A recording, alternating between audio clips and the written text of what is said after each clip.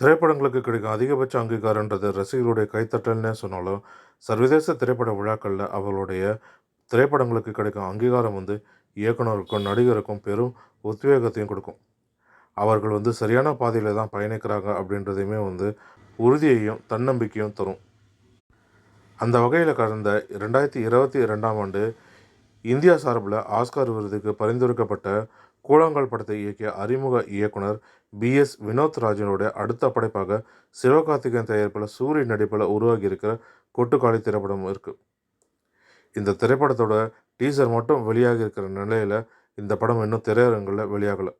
இந்த நிலையில தான் தற்போது சர்வதேச திரைப்பட விழாக்களில் இந்த படம் திரையிடப்பட்டது.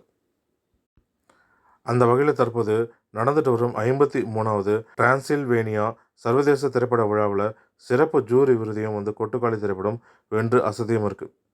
இந்த நிகழ்ச்சியில் கொட்டுக்காளி பட இயக்குனர் பி.எஸ். வினோத்ராஜ், நடிகை அனாபென் ஆகியோரும் கலந்து கொண்டாங்க. சமீபத்தில் ஜெர்மனியில் நடந்த 74வது பெர்லின் சர்வதேச திரைப்பட விழாவில் கொட்டுக்காளி திரைப்படமும் திரையிடப்பட்டது. இது தவிர்த்து தற்போது நடந்து வரும் 53வது டிரான்சில்வேனியா சர்வதேச திரைப்பட விழாவிலையுமே பிக் ஸ்கிரீன் போட்டி பிரிவில் தேர்வாகியும் இருப்பது குறிப்பிடத்தக்கது. மேலும் இது போன்ற தமிழ் சினிமா தொடர்பான சுவாரஸ்யமான தகவல்களுக்கு தமிழ் சினிமா யூடியூப் சேனல் பார்க்கும். நன்றி, வணக்கம்.